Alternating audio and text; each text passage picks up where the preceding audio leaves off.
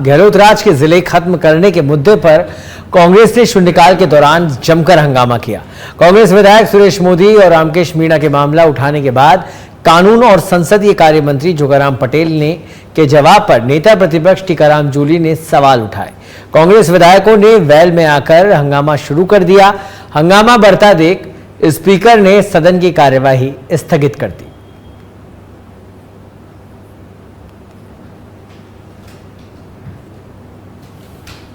जानना जरूरी है, माननीय अध्यक्ष महोदय, जानना जरूरी है। एक तहसील करते हैं, एक हॉस्पिटल खोलते हैं, एक स्कूल खोलते हैं, तो उसमें भी पूरी व्यवस्था देखते हैं, व्यवस्था होगी कि नहीं होगी। एक विचार करो, एक जिले के औसत 800 से 1000 करोड़ रुपए का खर्चा प्रशासनिक, पुलिस, न्याय, समस्त विकास विभागों के भूमि, वन, वाहन, संसाधन, आवश्यक बड़े बड़े मंजिले ग्राउंड वाटर करना पड़ता है। इसकी कोई व्यवस्था नहीं की। इतना ही नहीं, माननीय अध्यक्ष महोदय, अगर इनको पता होता, एक उदाहरण मध्य प्रदेश का दिया जिसका जवाब देना चाहता हूं। मध्य प्रदेश का बताना चाहूं क्योंकि भारत में राज्यों के पुनर्गठन के बाद एक साथ सबसे ज्यादा जिले का गठन, पुनर्गठन 8 बार जिलों का मध्य प्रदेश में 1988 में हुआ, जिसे कांग्रेस सरकार की रिपीट हो गई, उसकी नकल की और नकल किंतु कहते नकल करने का कर जरूरत पड़ी।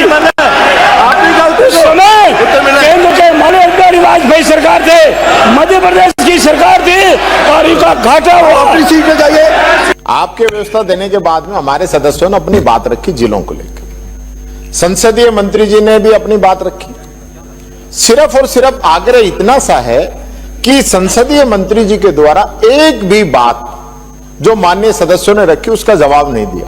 पहली बात तो आपका ही निर्देश था, उसको कल रोकने की कोशिश की, आपने आज समय दिया, स्थगन पे समय था, सरकार ने काम जवाब देंगे, हमने उस पर भी मान लिया। आप 10 मिनट का भाषण दे रहे हो, जो बात हमारे सदस्यों ने रखी है उसका तो जवाब ही नहीं। और उसके बाद जब हम लोग प्रोटेस्ट कर रहे हैं तो हमारे सदस्यों को उधर से संसदीय मंत्री आपके लोग आज यहां तक आ गए, उनको धमका रहे। मैं नाम नहीं पुकारना चाहता हूं, पक्ष की और आपके जाने की सदस्यों की हिम्मत कैसे हुई? जब यहाँ पे बॉर्डर है, बॉर्डर से उधर नहीं जा रहे, बॉर्डर से उधर कोई नहीं आया। वो खुद संसदीय मंत्री हमको इस पे चर्चा समाप्त, आगे बढ़े। इस पे आप सरकार का जवाब तो पूरा आने श्री आदुरा में।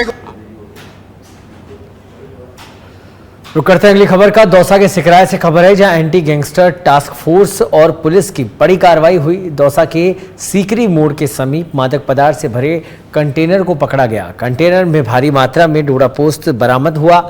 एंटी गैंगस्टर टास्क फोर्स को ये मिला। डोडा पोस्त को लेकर कई इनपुट फोर्स को मिले हैं।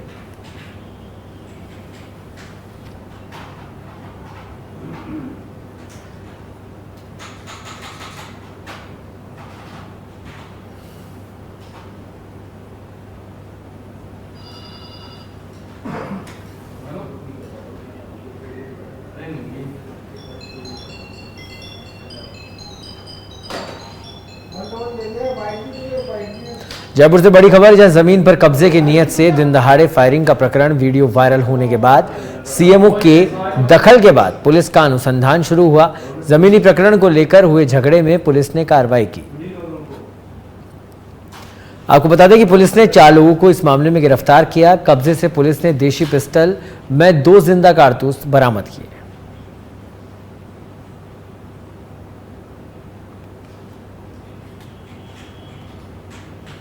सिरोही जिले का चिकित्सा महकमा इन दिनों जबरदस्त चर्चाओं में है। सोशल मीडिया पर एक चिकित्सा अधिकारी और एक एएनएम की चैट के स्क्रीनशॉट खूब वायरल हो रहे हैं। वायरल स्क्रीनशॉट में चिकित्सा अधिकारी और एएनएम के बीच अश्लील बातचीत हो रही है।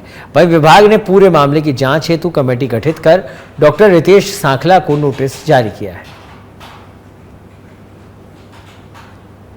ये जो न्यूज़ में आ रहा है, वीडियो वायरल हो रहा है, उसमें एक चिकित्सक और कोई नर्सिंग कर्मी का चैट आ रहा है। तो मुझे कल ही मालूम चला था, तो मैंने जो संबंधित जो भी डॉक्टर था उसको नोटिस दे के इसका जवाब मांगा है और इसके लिए जांच कमेटी गठित करी है 3 सदस्यीय डीटी हेल्थ के अध्यक्षता में। तो जांच कमेटी रिपोर्ट जांच करके रिपोर्ट सौंपेगी। ये जो न्यूज़ में आ रहा है, वीडियो वायरल हो रहा है, उसमें एक चिकित्सक और कोई खबर कोटा से है, जहां फील्ड एयरपोर्ट की तरफ तेजी से बढ़ते कोटा के कदम। ओम बिरला ने मंत्री राम मोहन नायडू से मुलाकात करी। कोटा एयरपोर्ट निर्माण शुरू करने के लिए टेंडर प्रक्रिया पर बातचीत हुई। Speaker OSD Rajiv Dutta, AAI के member of planning Sharad Kumar भी मौजूद रहे।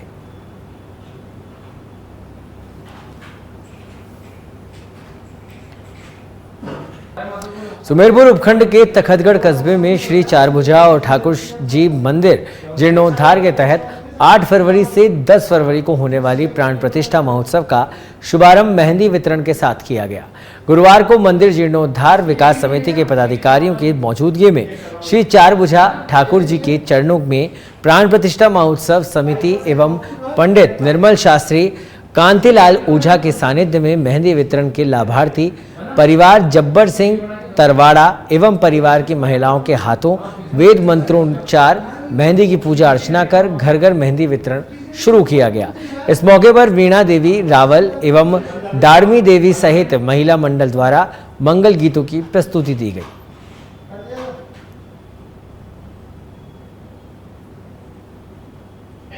सुमेरपुर उपखंड क्षेत्र के तखतगढ़ में 8 फरवरी को प्राण प्रतिष्ठा का कार्यक्रम आयोजित हो रहा जाना है। ठाकुर जी और चारभुजा मंदिर की जीर्णोद्धार प्राण प्रतिष्ठा को लेकर तैयारियां जोरों पर चल रही है।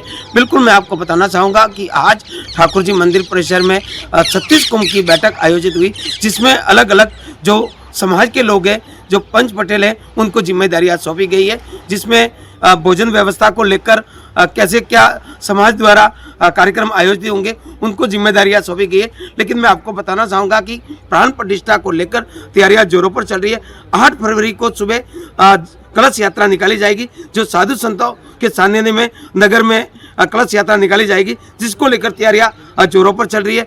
9 फरवरी को सुबह हवन कार्यक्रम आयोजित होंगे, रात्रि में विशाल भजन संध्या का आयोजन होगा और 10 फरवरी को सुबह प्राण प्रतिष्ठा कार्यक्रम आयोजित होगा, जिसमें ठाकुर जी महाराज को विराजमान किया जाएगा।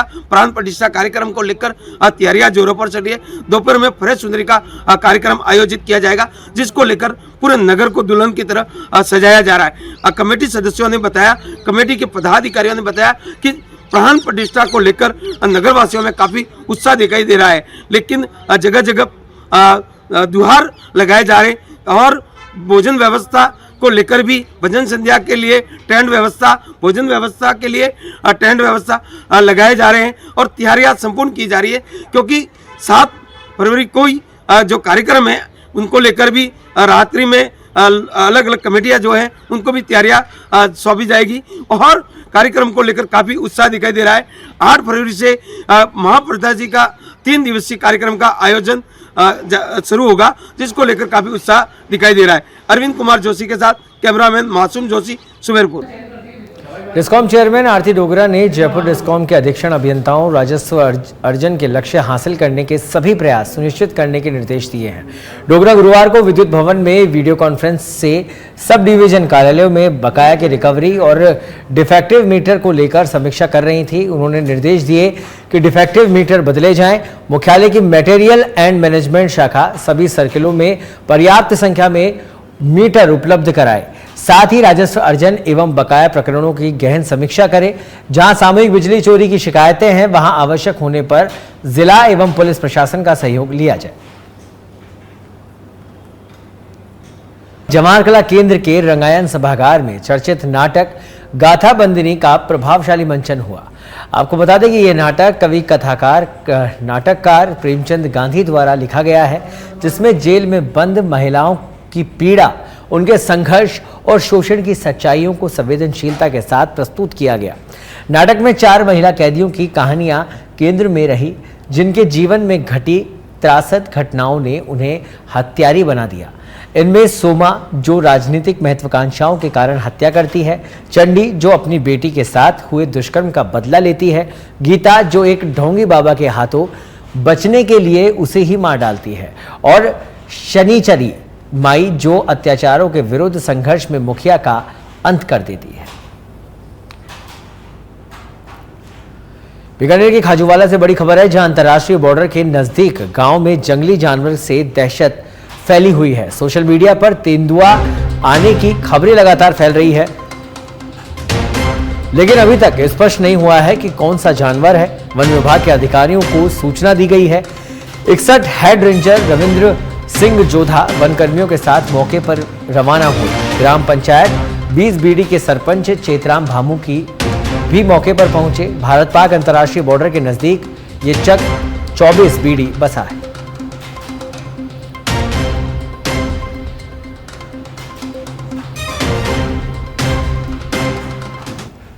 भीलवाड़ा की बिजौलिया से खबर है, जहां अवैध खनन पर खनिज विभाग की बड़ी कार्रवाई। 1 दर्जन से अधिक वाहन जब्त किए गए। सरकारी जमीन से निकाला गया करोड़ों का पत्थर। अवैध खनन पर कार्रवाई से भड़कम मच गया। खनिज विभाग की क्षेत्रीय टीम सहित विजिलेंस टीम ने कार्रवाई को अंजाम दिया। फोरमैन गिरिराज मीणा ने इसकी जानकारी दी।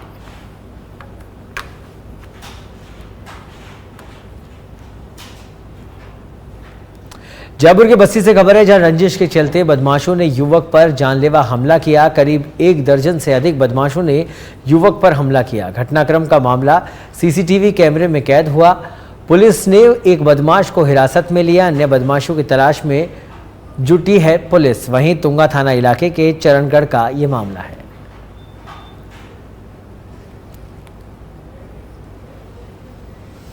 राजस्थान में एमबीसी आरक्षण में विसंगतियों को लेकर अब युवाओं के जरिए मोर्चा खोल दिया गया है। युवाओं का कहना है कि इन विसंगतियों के कारण एमबीसी वर्ग के युवाओं के साथ अन्याय हो रहा है। सरकार को इसको लेकर संज्ञान लेना चाहिए। इस पूरे मामले को लेकर एनएसयूआई प्रदेश महासचिव डॉक्टर शिव गुर्जर के नेतृत्व में युवा लगातार पक्ष विपक्ष के विधायक और मंत्रियों से मिलकर इस समस्या के समाधान की मांग कर रहे हैं।